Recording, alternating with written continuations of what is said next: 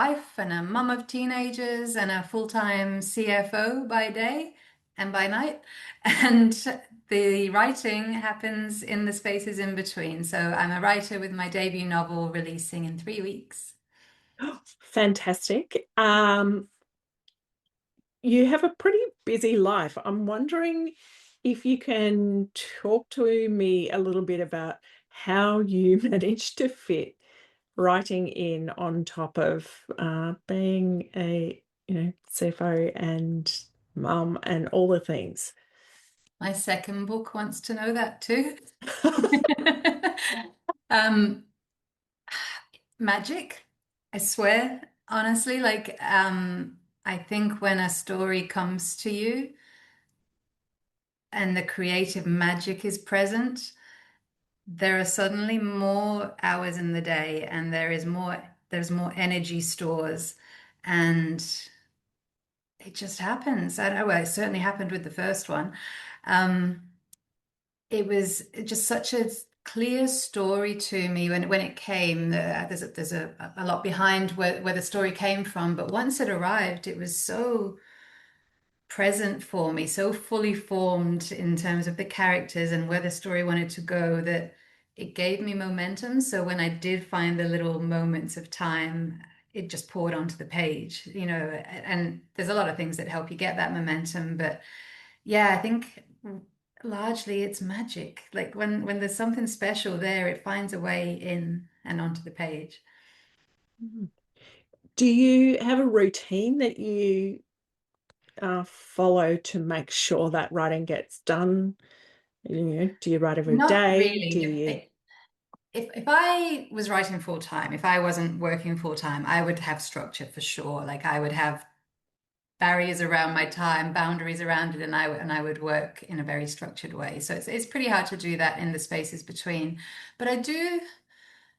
There are things that certainly helped me along the way. So I highly value writing retreats, and I don't mean group retreats. I just have two really great friends who I write with have been at similar stages of their writing with me, and we would go away for a few days at a time. Separately, I would go away with each of them to Margaret River or to Broome for anywhere from 2 to 5 nights. And it was just because we're all busy in our lives, and so we would all appreciate that space to write. And it would just be full on writing all day long, like nothing else. And thousands and thousands of words would get down. And then that gives you momentum. And I love the name of your podcast because I think momentum is so important for creativity.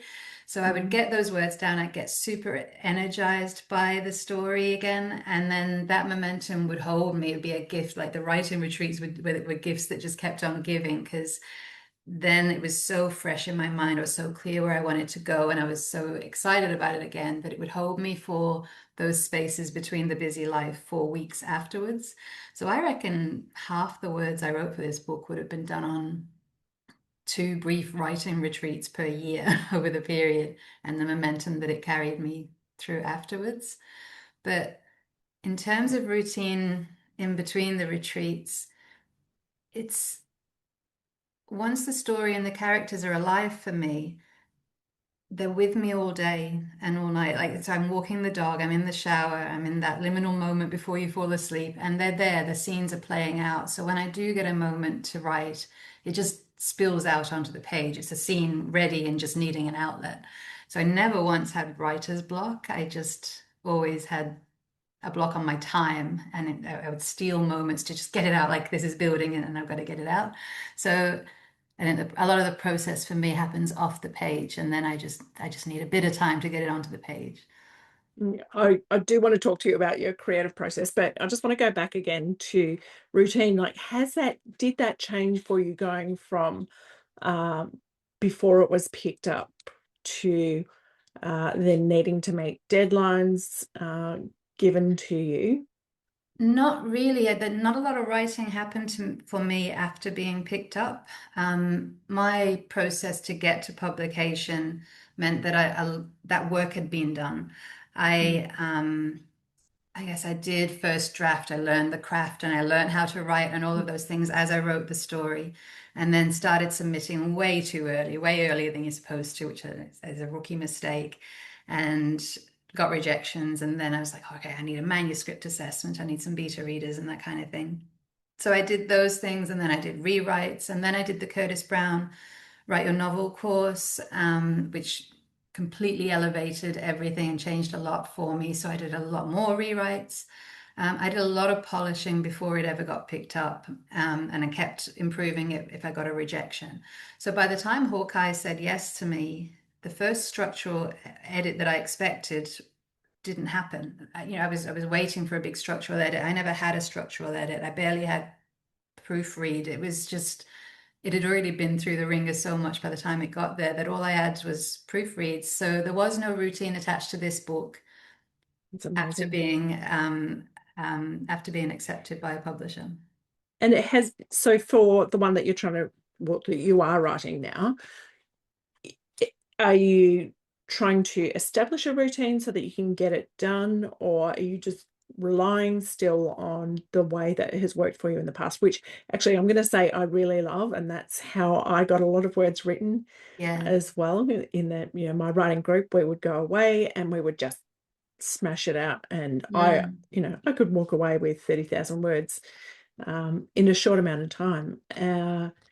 But I'm curious, for this second one you're writing, are you still relying on that as a routine for you?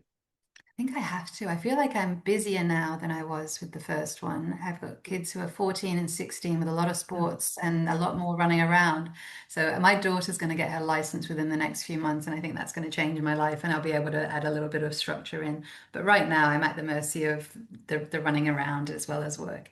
So I don't think it's going to change very much. I've done some. I've only written about 20,000 words of this next book, and that happened before this year, which is the busyness in the lead up to launching a book. And the work attached to that has taken up the time I would spend writing. So I haven't really written this year. But in the time I did spend up until that point, the writing of 20,000 words, it's been the same. It's been writing retreats that's got me there, and then a little bit of momentum for a while at home, and Mm. then other things have taken over. So I don't think it's going to be a whole lot different, but I'm very aware now of what works for me in terms of I need the magic, and I need that invested time up front to get the momentum. So I know what it takes, and I know it will come. I trust that now, Mm. whereas before it's just it was more looking back. I think, oh, that's how it happened. Mm. I didn't know what to expect the first time, but now I have faith in the magic. Yeah, I love that so much. Tell me a little bit about your process, like how do the ideas come to you, and then how does that end up as that complete manuscript? Yep. Um, For me, I read an article in 2018 about the Fenian Irish soldiers who were on board the last convict ship to arrive in Western Australia. This article was about the 150th anniversary of the arrival, and it was an article in a newspaper that sparked something for me and set me off on research and set my imagination alight. And I found out that there was an affair that happened between John Boyle O'Reilly, who was on board that ship, and the warder's daughter when he was assigned to a convict road gang here in Bunbury. And so that just really sparked it. And it was, for me, I'd always known I would write a book, but I didn't know what my story was yet. And it was like it's happened to me a few times in my life, non-creatively, just about life moments where I just had this moment where I'm like, oh, for that, it was my story's here. And I knew it was my story. So I had that spark, and then there were a couple of other sparks. I had three things come together that formed the full story for me. Um, and I knew I had it, but I didn't start writing for 2 years after that seed was planted. I went off researching for 2 years on the 1860s in Bunbury, about the Fenian Irish soldiers and all sorts. And then in that 2 years, I was also learning the craft because I've always been a prolific reader, but I'm in finance. I don't have a creative writing degree or anything like that. And so I had a lot to learn, and I knew that. So I was doing online courses, and I was getting connected to the writing community, and I was listening to podcasts and all the things to kind of immerse myself in this world of writing and the difference between being a reader and a writer, and the things I had to learn to earn the right to write. So I didn't put pen to paper until 2021. And by then, in terms of process to turn that initial spark into a story, I think that 2 years was just a really worthwhile investment because I'd built the world in my head and the characters were fully formed and three-dimensional and living with me. So I think that's why writer's block never came once I started. It was just let's get this on the page. Um, So yeah, in terms of process, long time from seed to creation. And then because I was a rookie writer, a lot to learn. Even after I did that 2 years of learning the craft, it's only once you actually get a novel, get a story down that you realize how much more work you still have to do. Mm. And it was only I learned that after trying to submit way too early, and then I was like, now the work needs to actually begin. Like I've had the magic of writing a story. Now I need to turn it into something worth publishing. Yeah, I that is so interesting. And also I just want to pick up on the research thing, how delicious those rabbit holes are to Yeah, fall into when you can just, you know, I've done a historical manuscript as well, and you can get so lost in those holes that you do have to kind of pull yourself back and go, now I just actually need to do the writing. yeah. Which bits of this are relevant to my story? But it's fascinating. Like there's so many amazing stories in history before you even start with fiction. And you're just like, oh God, sometimes you have to check and go Google, like, how's nobody written this before? This is an amazing real story. Mm, And you just feel very blessed that it's come to you. mm, mm. Speaking of things like that, where do you get your inspiration from? Is it people, place, uh, anything else? I think What in terms inspires of you? in terms of inspiration for a story, I think what inspires me is story and character. So for that, like that seed was planted when I read something and I'm like, God, what a story. I could do something with that. And what kind of like what a character, what a man. With John Boyle O'Reilly, who inspired this story. I'm like, God, what kind of a man must he have been to do the things he did, to take the risks he did? And when I learned that he had this affair with the warder's daughter, thinking in a time like that, how brave must she have been? How much in love must they have been? Um, what risks were they taking? What kind of a world were they living in where how hard would it have been for them to be together? So it's story and it's people for me that Mm, inspires the idea.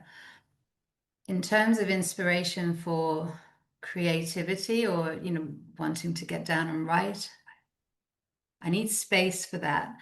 Um, Life is hectic, and so I tend to be more creative when I'm on holiday. When I have the space to breathe and to observe and go into my imagination. Yeah, I need space, and I don't have a lot of that. So it can come in the little spaces in a busy day, just walking the dog and things like that, and being out in nature. Um, but yeah, I think you have to be quite intentional about creating space. mm. I think so too. It doesn't just come without us making it happen. No, I think you can get that magic too, but you got to nurture it. You can't just be busy through life and not pay attention to the magic. Pay attention. Yes. We need to pay so much more attention, I think, as Yeah. creative people, to the world around us. If you were to be having a chat with someone about their own creative work, maybe they're thinking about doing something creatively, or they've hit a kind of stuck point, what wisdom would you want to share with them? Hmm.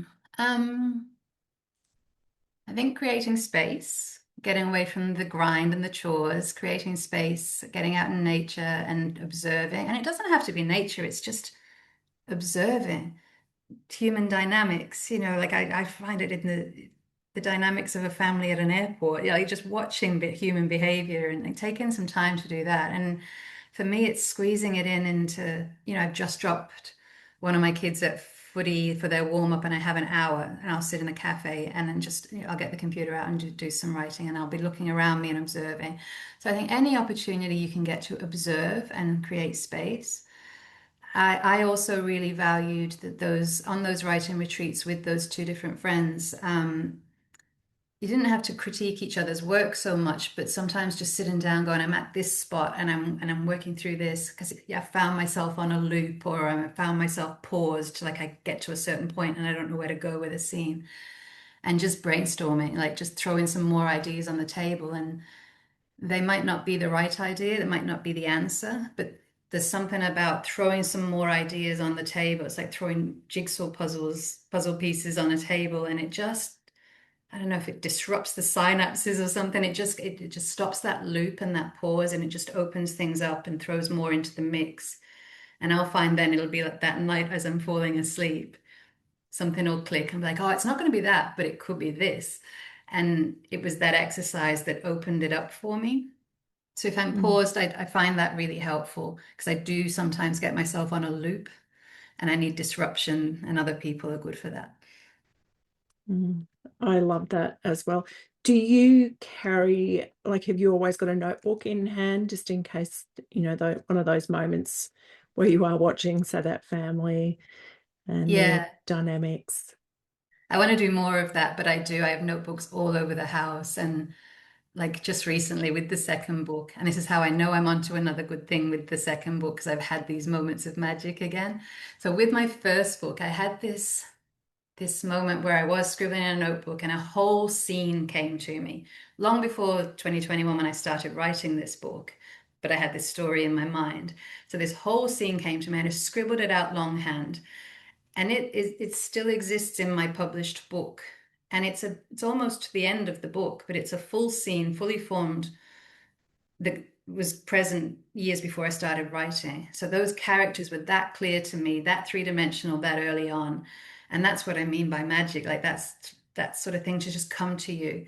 And so I've had that happen recently with the second book as well. And it just completely changed what I was writing because I had this whole scene come out. And I remember just running into the bedroom, grabbing my notebook and scribbling. My husband's sitting there. He's like, what are you doing? I'm like, shh, I'm just going to get this. I wrote this whole scene out. And then I'm like, oh, so this is from another character's perspective. I'm not writing from that character's perspective. I really want this scene in the book. And it was like a little thing for me. It was like, actually, this is his story. This isn't Mm. her story. I need to change my perspective because I want this scene. And the reason this scene has come to me so strong is because this is his story. I was telling it as if it was hers, but actually it's his. So those little moments, I just notebooks are got great. goosebumps. But notebooks are great for that, like just that Yeah. scribble. I mean, something pops in your head and something more personal and direct about a notebook than they'll go into the computer with that. I don't know why, but it's like get it down. It feels old school. I really like that. I think there's something magical about writing in a notebook as opposed to typing it into the computer. Typing it in seems to be much more of a, um, it's like you are in the process of writing the story now. Whereas I Mm, think the notebook, there's something more raw and beautiful about that, yes, I but agree. no And one you else get is to going to see keep it it. too. Yeah. Yeah, you get to keep it. You get to look back. Like I've still got that scene scribbled that years before I started writing from the first book. And I'm like, I'll keep that forever and tell that story. Look, I wrote this before I even had started the novel. And look here in my book, it's still there. Um, that's special. You don't get to keep that with typing because you overwrite. You type over the top and you lose that yeah, as you say, the rawness and that like organic early creativity isn't evident on the screen. Mm. Do you have a different notebook for, as in, do you keep one notebook for this is for this story, and so any other ideas I need to use a different notebook, or is it all just going in one? I'm asking this for my own personal thing because I have Oh, notebooks full of so many things. same. It's definitely not one notebook per book. It's many notebooks per book, but I do start a new notebook for a new book or a new idea. So the first one I've got about, I don't know, 7 or 8 or 9 notebooks because it was from the research. It was learning to write and any ideas and inspiration, and then it was the story itself, and they're all mixed together. And I'm a terrible researcher as well. I'm terrible at keeping good references as to where I found something, which is not great when it comes to doing your references in the back at the end and saying, where did I actually find that? So you have to go back as you're doing your final version and just verify everything. Did I get that right? Did I get it from a verifiable source? But what it's really good for is you don't get lost in the facts and the historical accuracy. You kind of, I did all my research and then I couldn't find any of it, but the world was built. So I already knew, I had a picture of the time and the place and what was possible to be able to write my story. So then I just wrote it away and only went to check the things I needed to firm things up later. So it didn't bog me down. Mm. But I think the act of scribbling in notebooks helps you build the world. Mm. I agree. I agree. It's where, I guess the characters can talk to us and Yeah. show themselves. And I love that, this character said to you, hey, it's actually my story. What are you Yeah. doing? Um, Tell me what fills your cup? What fills it back up for your creative cup, if you like? Yeah. Um, I think it's definitely nature and space and general joy. I think when I'm content and relaxed in life, my imagination is much busier. Um, yeah, when I'm on holiday, when I'm just with the family, when I'm not in the daily grind, when I'm out in the woods or on the beach or something, it's there. Um, but it's when a story sparks for me, that's self-fulfilling too. Mm, That's the bit that's going to get a story written. When something comes to me and I can nurture it and appreciate it's here, then that just keeps growing, and it can grow without having to find a week of space. It can grow in all those little gaps in the day. mhm. Tell me, Lynsey, what feels like home for you and your creativity? I love that question because I love the concept of home. It really feeds into my book actually. Um, and because it's in my book and because I've thought about home, like when I'm writing a story, I don't go in with a theme or something I want to explore or something I'm preoccupied with that I want to ask or have readers ask of themselves. I don't go into it with any of that. So it was only when I did submissions and had to do a pitch that, says, what are the themes you explore? I was like, oh, I'm actually exploring the concept of home.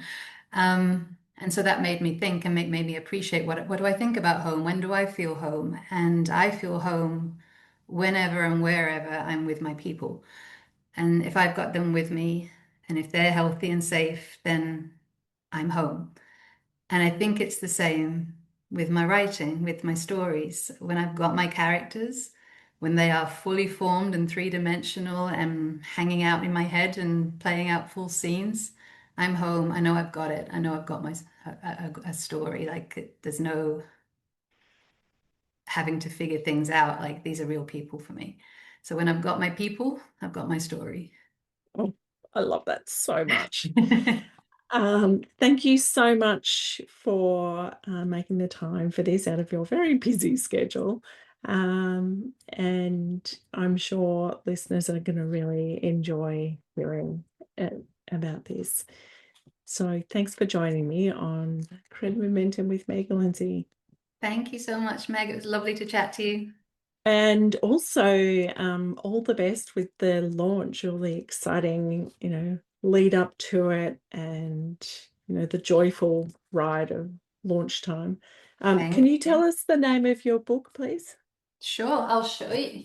Oh, even better. Should have had that ready. That's Bailey Street.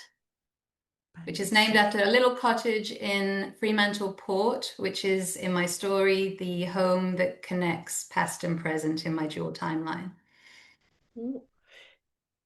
Which I'm just going to pick up on you using the word home again, that you Yeah, said it's also in this new one that you're writing. Is this a theme that you may always be drawn to, do you think? I think it might be because in both there is a home that connects past and present, and it's easier in the new story that I'm writing in that it is the characters in both timelines live in the same home. That's not the case with this one. It's more that that is the home that connects past and present.